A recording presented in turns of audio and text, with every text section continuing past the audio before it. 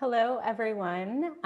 Welcome to the International Documentary Association screening series, Conversation with Noturno, moderated by IndieWire's Ann Thompson. We're super excited for it. But before we get started, I just wanted to start, as we always do, with a land acknowledgement. And to start by saying that IDA is in Los Angeles, which is on the land of the Tongva and Chumash people, who have been stewards of this land for generations.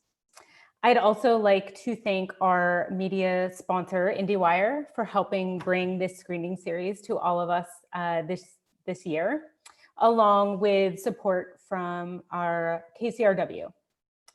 And if you would like to learn more about the upcoming films, our screening series does run all the way through the end of January, which we're really excited about.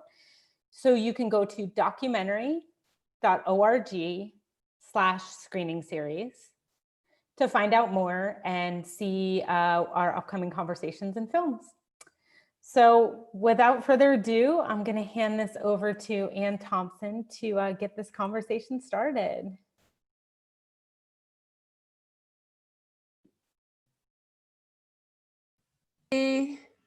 It was my great pleasure 3 years ago to talk to Gianfranco Rosi about Fire at Sea, the Oscar-nominated beautiful documentary. And here we are back again. Please welcome the director, Gianfranco Rosi. And there he is. Hi. So you need to, there we go, yes. So we are, your movie was selected for Telluride and Toronto and New York, and Venice must have been the first screening of it in a big theater. Did you get a nice big screen for this beautiful movie? Fantastic, because for the first time I was able to see the film in a theater, because I was editing the film throughout the lockdown that we had in Italy from February till basically Venice.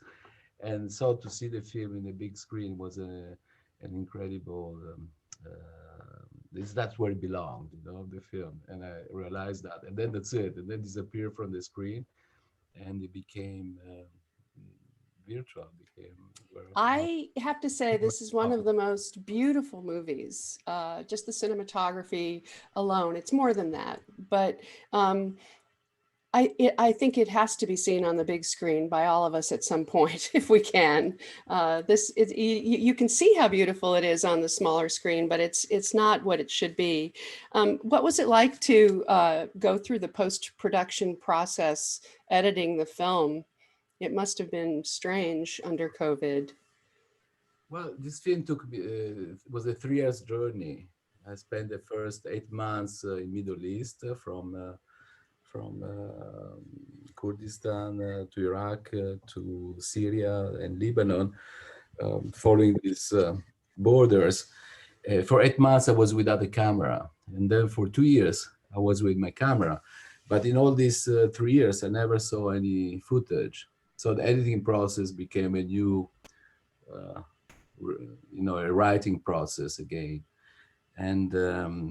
And I did it a summer before. Then I left again October, November, December, January, February. When I came back with a new load of scene that I felt that it was needed to complete my journey, I started editing. And when I started editing, it was exactly the moment of the locking each other in. And so it was very difficult. But I already had the previous editing. And I was very worried. I said, the film is completely so suspended. There's no interaction in the film. There's no people talking. Everybody's like, there's this element of suspension of a future. And on my first editing, I was extremely worried that people would not engage on that. And then after these 3-4 months, 6 months of editing for Venice, and I was confined in this room with my 2 editors. We were here working, and the fear and the whole things that was outside, I started feeling that the film was somehow becoming so much closer to us. You know, this sense of suspension, this sense of a suspended future, this sense of we don't know what's happening tomorrow. And with the right proportion was so much relating to the people I encountered in my 3 years journey. You know, Ali, in the last frame of the film, is exactly that. It's a suspended future. It's a kid of 13 years that lived that condition of the unknown, of the fear, of war, of everything. And he doesn't say any single word in throughout the film, you know. So his silence to me talks more than any interview, than any words, and any waiting for an answer. And I think at the end of the film, he's the one giving an answer to us, if we have the patience to arrive to that moment throughout this journey. Well, I'm very curious about how you put this together. How did you pick your locations? Why did you go to those locations? And in those 8 months, what were you looking for? And when you found certain things, did you go back to them with the camera to find them again? Yes, it was a very, I remember in December when I was doing the Oscar tour. I was in New York, had 2 weeks off from the long journey there of the Oscar talk and defending the film. And I was in New York in this apartment. I said, now I have to write my new project, because what am I going to do after all this is going to finish, you know?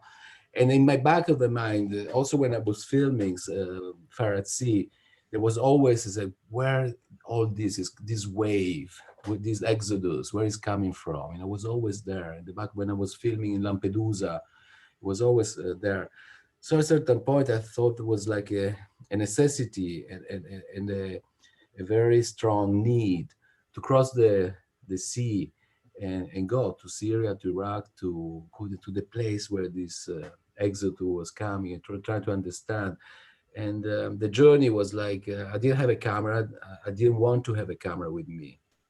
And it was about encounter, because without encounter, my film, they don't exist. You know, I cannot write anything on paper before I start. There's a small idea that is there, a tiny idea that is there, maybe 3 pages, 4 pages. I remember my teacher used to tell me, not my teacher, my mentor used to tell me, if you write something, he was a smoker, he used the matches, you know, the paper matches, and so your idea should not be, if you write more than this space, you're lying. You start with a lie, you know. So for me, it was always getting a thought that was there, and then this thought has to be expanded with the encounter I had, you know, with the people I met. And when I start this journey, I didn't know anything. I have here a map that I have many maps, but this is something that left from this journey, you know, with the, it's huge. It's a huge, there's Syria, there's Iraq, there's a huge territory. And then at the end, when I finished this 8 months, I wanted just to give the film to the voice of the people I met, and somehow eliminating all the borders or the territory, because I understood that the shockwave of the war and of the conflict was hitting so much farther than the place of the conflict itself. I was in area where the conflict was happening, and I felt very difficult to film, because war is strategies, waiting is things, but there's never, when it's a conflict, you're just hiding yourself. And then there's an airplane fighting, so everything becomes shaky. And I said, but this explosion, where it's hitting, it's not hitting here. It's hitting so much farther always. And that's what I wanted the film to be, the echo of the war, and then try to follow a daily life of people that I met in my journey. And the first journey was extremely fast, you know, meeting things, watching places. I created an absolutes places. And then I encountered people that I knew they were going to be part of the film. Ali, things, the hunter, the women, the Peshmerga. And once I met them, I went back. I went back to them and said, here I am. And they didn't believe it that I was back after maybe 4 months, 6 months. And the fact that I was back to tell the story, it created immediate trust. Interesting. It opened all the door. So you have a camera this time. Can you describe how many people are part of your crew? Is it just you, or is there No, it's someone just me. else? It's just me. I do sound and camera, and then I have fantastic assistant, which are not assistant. They were everything to me. They were like driving, translating. Every country have different people with me, and we are only two people always. Maximum. Sometimes we were three because there was a driver in certain area. We couldn't be two people, so we were three people. And but when I was filming, it was just me and the assistant, just two All people. right. So And let's for go me, over a it's couple very of important to these. be a small crew I because see. I know. I see. So was it a different camera this time than it was Fire an at Sea? Arriflex. It was an Arriflex um, the mini Arriflex. I'm not too much in the I forget every time I use the camera. I say it's too heavy. I don't want. I want the next camera. It have to be more light. So I always forget. The first camera when I did the Fire at Sea was called Amira, and this camera is called Ari something. I don't know. It's like a box. Basically, that once you put it all together, it's too much. It's heavy, and then this became like heavy load to take. Because the camera was not light. And I didn't want to have a light camera. I want to have a camera that was there, was present, was filming, it was a.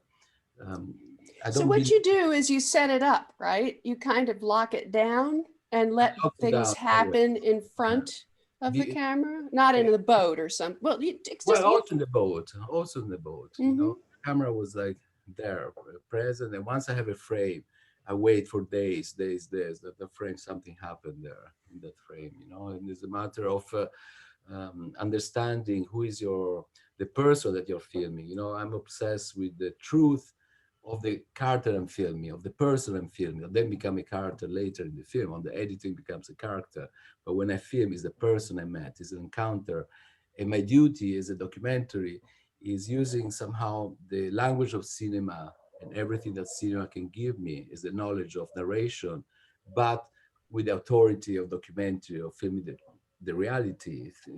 I cannot script what I have inside in front of me, but I have somehow to follow that and sometimes anticipating that. Once you spend a lot of time with people, we have all a routine. If I spend with you 3 months in your place, I know exactly what you're gonna do every day. Especially these days. So I have to enter in that reality and then somehow anticipating. And a big work in this film was waiting for the light, because Notturno, when I started the film, Notturno was for me a way of, I say, I want to film this film only at night, because night somehow is protecting us. Night, a stick can be a snake can be a stick. There's a sense of uh, of of protecting things. So when I approached the film for the first time, I say, no, I have to film all this at night, because I felt at night I could be protected. Night is a moment where there's no fighting, war doesn't happen at night.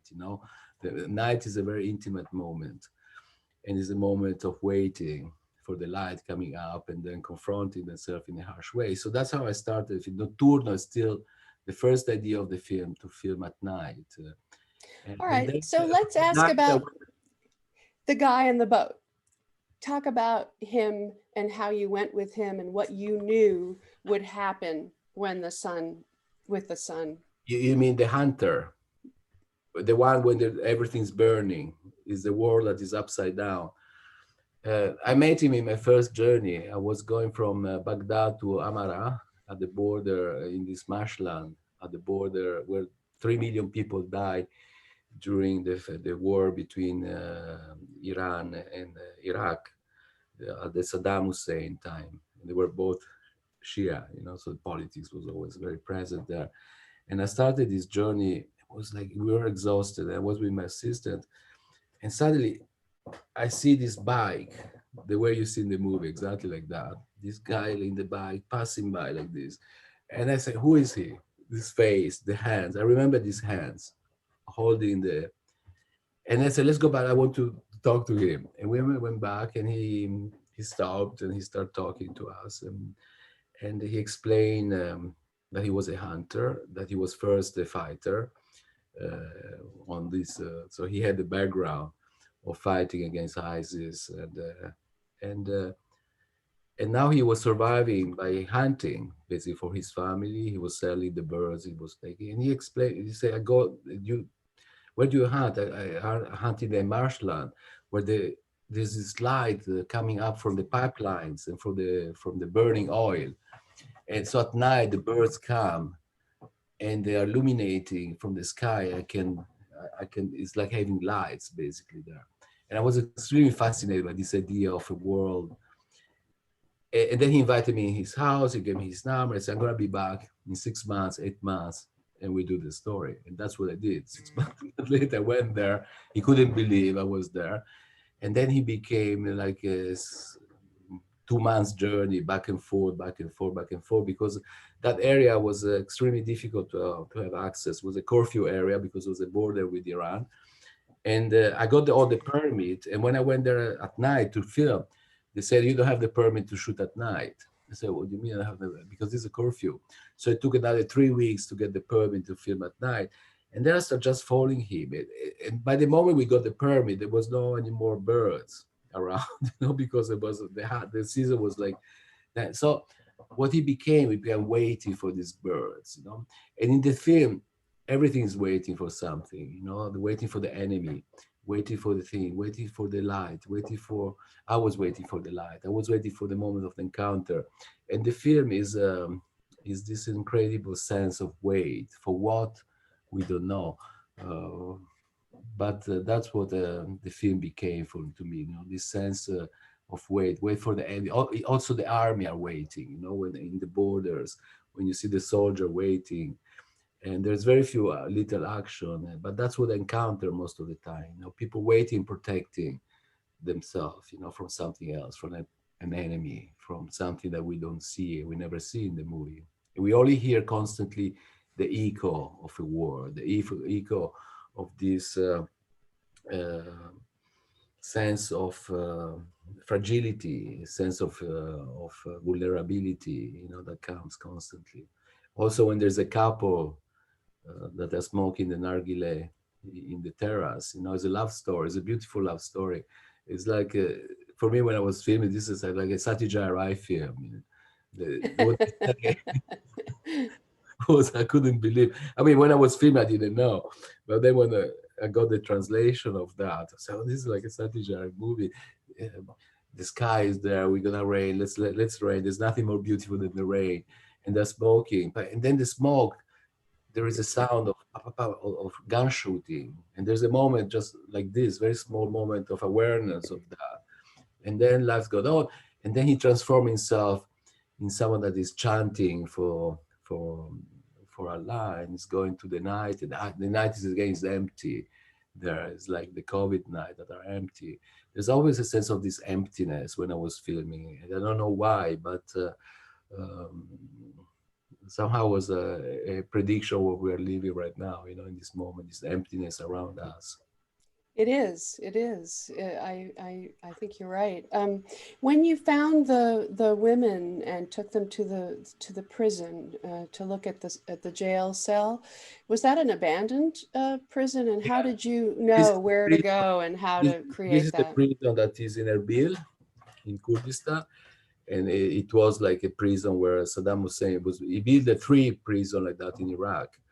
One is in Kurdistan, and 2 are in Iraq. And I was there. That was another with my producer, a local producer, while doing the research of stories, of possible stories. I keep passing by this prison, and I say, "What is that?" And he took me inside, and this is abandoned place, huge, huge, huge abandoned place. And again, I didn't know how to film that place. I went back so many times there, and I wanted to do with sound. I was searching for sound. I was searching for images of that moment. There's nothing left on archival footage. Hmm. And one day, one of my last trip there, I asked him, "Can we go back again there?" And they said, "Okay, let's go back there." And that day there was a celebration of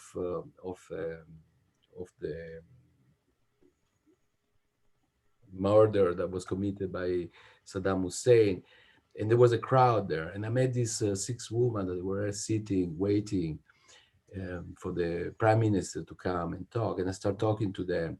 And I say, the intensity was so strong. And I said, I'm making a film. I would like to meet you tomorrow. And then went back to her place. I met them.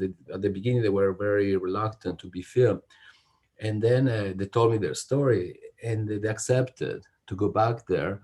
And they all were in the place, prisoners themselves. They were all taken there. And then the women that left, and the husband and the son were killed. And once we were there in this place, it became this incredible relationship with the space, because I saw the way they were walking around and looking at things. And suddenly on all this walking, every floor, they were walking around and looking this room, like they look like on the ancient Greek poem, this sense of catharsis, of the element of encountering the goddess. So there was a very strong spiritual, and they were moving around like the place was like full of phantom. And I tried to film moments like that, and I was able to do that. And there, at a certain point, we arrived in this room, and she recognized the room to be the room where the sun was. And suddenly it became this chanting, this moment. I didn't know what was happening. I was able just to move the camera in a moment like that, and filming from outside, and I went closer. And I didn't know what was going on there, but I felt the incredible intensity of that. I discovered all the world and everything after 2 years on the editing, basically. And I put that scene at the beginning of the movie because I thought that this scene was like somehow representing what the movie is about.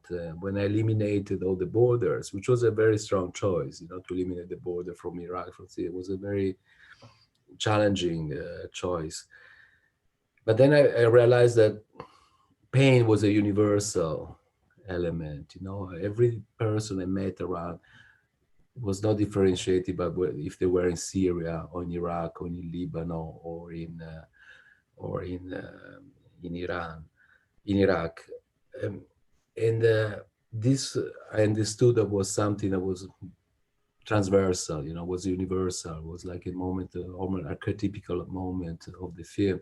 And that's why I put this scene in the film. It was difficult to edit, because in the back of every scene, there's so much history, there's so much layers of memory of things. And working on the borders, you have to deal constantly with the idea of memory. This is the only way that I could go and created these borders like a mental space throughout the memory of the people I met, because every scene is somehow has evokes a past, evokes something which is so big.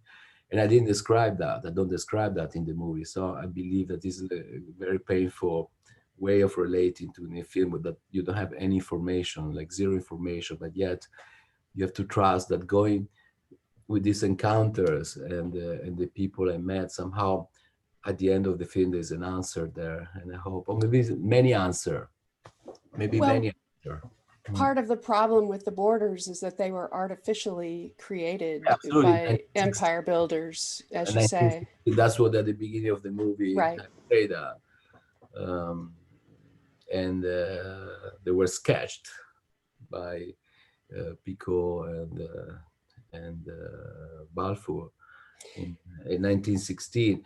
And so this border, they never existed. And I know this border now are layers of conflict things, Shia, Sunni, so complicated. And the more time I was spending there, the more for me it was difficult to understand this division. Sometimes I had to go from place to place. I was with the militia escorting us to go to place in a safe way.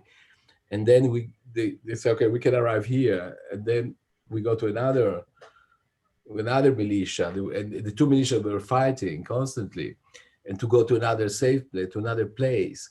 And I say, how do I tell all this story? It's impossible. It's impossible to tell that unless you're Herzog, probably, that can put a voiceover throughout the You're movie. doing okay. You're doing okay. Well, part of what you're doing is you're taking horror and pain and terror and conflict, and you're somehow making it very beautiful. And I wondered why, how important was that to find these extraordinarily beautiful images in the midst of all this awful things you were seeing? I don't think about beauty, when I film. I think about the narration, and I think about, for me, it was always a choice. When I went from the night into the twilight, sunset or sunrise, I did a step there. And then when I went out more, shooting during the daytime, I decided, but this from Boatman till now, in all my film, there's never a strong light. Because I feel protected by the clouds. The clouds are like a narration form. It's like the chorus in the Greek tragedy, basically, that is present, is helping the story to move. And this is very simple because somehow with the clouds I can move 360 degrees, and I don't have to worry about light, shades, and things like that. So when there's cloud, I'm able to find the right frame, and the person that I'm filming is able to move completely free whenever he wants to go. I'm able to just film in 360 degree without I have light here, I have shades. I think so. This always I put in my movie, that when I film outside, I have to have clouds, because clouds allow me to have the right distance and the perfect frame of the storytelling, and I don't have to think about light coming to my, because I'm obsessed with the language of cinema. I come from that. You From and that. Roger Deakins in 1917. He said the same thing. I must have clouds. And even Flaherty probably did that. The same. Right. Mm.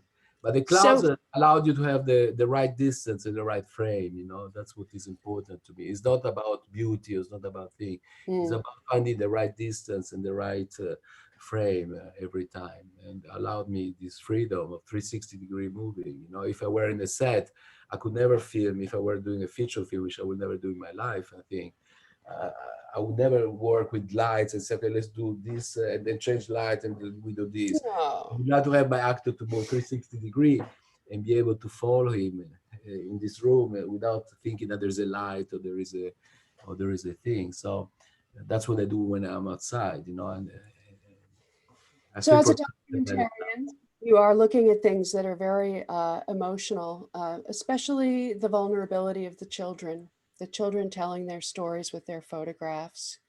For me, that was the most difficult thing uh, to watch.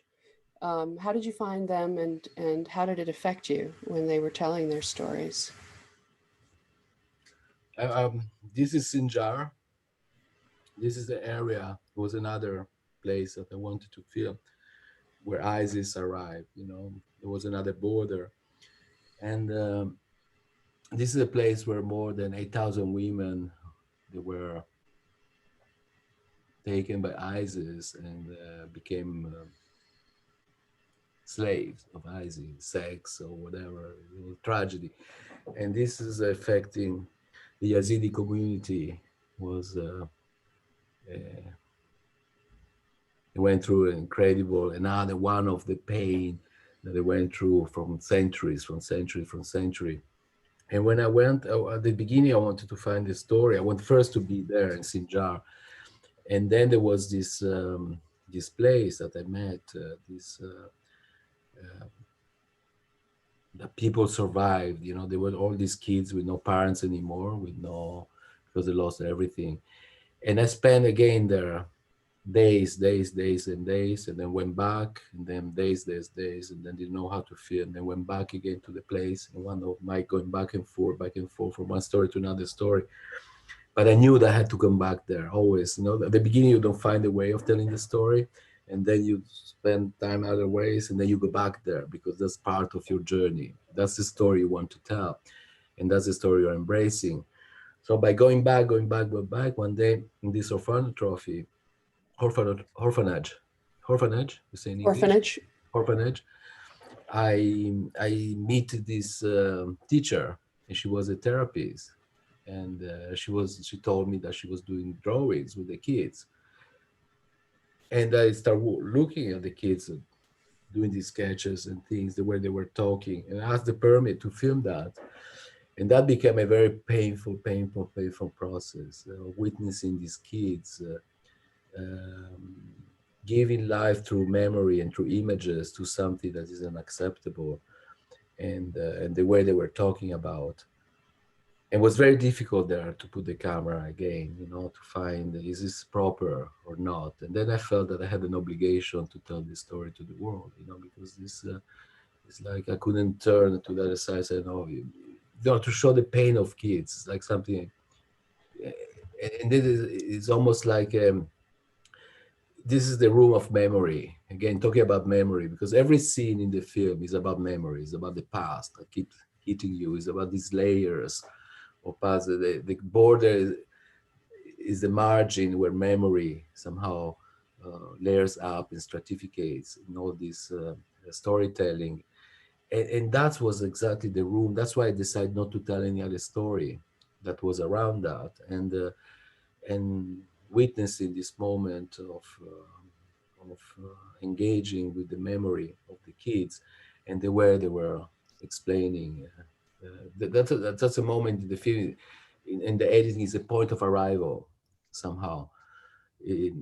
So many times that scene went off the movie and then back again, then off, then back, because the whole film had to be built somehow to arrive there. Got it. And then from that point, there was a resolution on the film. The ISIS, the things, Ali. It was extremely difficult when it's not script, because my film was not scripted. So there are some stories that it could be a movie, that could be a 2 hours film, just with these kids in this orphanage and the thing. And I eliminated everything there. I didn't film. I just wanted to film in this room. And that's what I did. I didn't film the whole daily life of the kids. Right. For me, it was important in this movie because it was so scattered, the story, they were so far away and so unconnected. It was very important to find every time a connection between one story that happened in Iraq to another story that happened there. And the only way I could do that is like with the synthesis. It's like a photographer, that take one picture and this picture tells the whole story. But in the film, that story has to be connected to another story, like music. A note has to go to another note, to another note, to another note. And in between, there's this sense of silence. There's a space of silence. In the editing, that's what it was, to go from one story to another story without missing the story or leaving apart. Some story that never appear again in the movie, and you don't know till the end. The hunter is happening at the beginning, and for 1 hour and 10 minutes, you miss him completely. And then at the end, he appears again. It's very bizarre, the structure of this film, the way it is, because we don't follow stories really, except the theater and Ali, which are somehow a sort of fil rouge. One is completely silent, and one is completely very talkative. That's another very interesting moment. If you want to talk about Go ahead. Socratic place, where somehow this is the history of Middle East there that I encounter. And so all these elements in the editing, they were becoming so important to find always a synthesis, which is a moment which is so profound that is somehow the synthesis of life, That's what I wanted to find always in the storytelling of this, because we don't know really before, we don't know after, we just know a moment. It's one day in this small fragment of life of this kid. The room is just a moment that they're drawing and these things, but this goes much farther than that. The mother at the beginning of the movie is just one chanting, one prayer, the telephone is a call, and then the mother. This took me 3 years. How did you get that scene with the telephone, the ISIS phone call to the mother? This is one of the first story that I encountered in the film, and it was again when I was in Sinjar, when I met the kids. I was filming the devastation of the place, and I was on the top of the mountain there, and I was filming from down. You remember when the jeep is passing by? There's all this. I was filming that, and this kid. He was like 23, 34 years old. He came to me and he said, "What are you doing here?" "I'm doing a film, I'm doing a documentary." And he told me the story of the wife being kidnapped 2 years before, or maybe it was 2 years before, by ISIS. And he has no connection anymore with the wife. And then I went to his place. He told me the story, and then he gave me this phone, and he started showing me all these messages in this phone. They were like, and I asked him, "Can I?" I didn't know how to feel. This was still I was doing research. That was still at the first moment, and I filmed this phone with just one hand going like this and looking at these messages, and I had like 2 hours of messages there, all this crying of help, this desperation, and I never knew how to put together this story because he didn't want to be filmed for security reason. He didn't want to be involved on the film, and for 3 years I took with me this idea of this. I have to give a sense to these boys. When I went there the last time, which was in February, in October, November, December, January, February, when I finished to film, I asked to Salam, to my assistant, I don't like to call him assistant, to my partner, at that point we were like so much connected on looking for the stories and things. And I said, let's go back there again. I want to see what's happening there. I said, you sure you want to go back? Because to go there was a nightmare because you have to pass by so many points. And we went there again and I met him and he said, listen, I got married. I don't want to have anything to do anymore with that story. I give you this phone, take it, do what you want. And the only thing I said, but there's any connection with this woman that I can have? I said, yes, the mother now is free. And 1 year ago, she escaped from ISIS. There was a coalition bombing. She was able to escape and she's now in Germany. Wow. And I went back in February, on the 24th of February, I came back to Rome. I got the connection through her, through the Yazidi community in Kurdistan. And they connected to her to me. And with the interpreter, I spoke to her. She accepted to meet me. And I went to her place and I spent like whole day from 4 o'clock in the morning, from 9 o'clock in the morning till 4 o'clock in the afternoon, just hearing these stories, excruciating. She was able to survive with 2 daughters. She lost the other daughter of the phone and the boy. And then I say, you want to film me, right? Why you didn't film all this conversation? I couldn't take out the camera and film when she was saying all these things. It was like so incredibly. And I was suddenly in this apartment in Stuttgart. So I said, how do I put this in the film? But somehow it was getting dark. It was 4 o'clock, was snowing outside. And I said, well, I have this phone and I have all the message of your daughter here that when she was talking to you when she was taken by ISIS. And she took this phone and started listening all this message. And then when I put the camera, and after 3 years, there was somehow a connection from the first encounter I had with this telephone. And finally I found the mother. And that was the last thing. It was the first thing I encountered and the last things I shot in the film. Oh my God. After years, these 2 stories that get, and you don't need more than that. This is for me what is important as a filmmaker, to create an element of subtraction on the storytelling, to take out. We have so much information right now. Everything, we have information from. So I think it's distilled. I took it off. How much time did you spend in the editing room?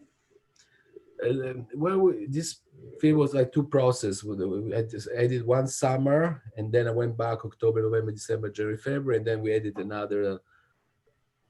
It was like 6 months editing, which is the first time for me. All my films are somehow very fast. The editing, I worked with Jacopo from when I did the Boatman, and we don't need to talk much. Everything is very immediate. This film was very painful to edit. It was difficult, but for the first time you're dealing with huge territory, and there is a sense of I understood that I had to miss things in order to edit this film. Clearly. But it's when I spent 8 months there that I didn't film. I think what I didn't film is still there in the movie. And again, what these 80 hours I have edited in 1 and 40 minutes, what I didn't put is still there. And my encounter that I didn't film are there. So I have this idea that for me, making film is not about gaining, it's about missing things. You know, 'cause that's why I like to have one frame and waiting that this frame somehow is able to tell a story instead of moving everywhere and looking for something and nothing is there at the end. You know? And this idea that for me, the frame has to guide us into a storytelling is present always in my And my the ear, approach. too. The sound is The very, sound. very complicated as well.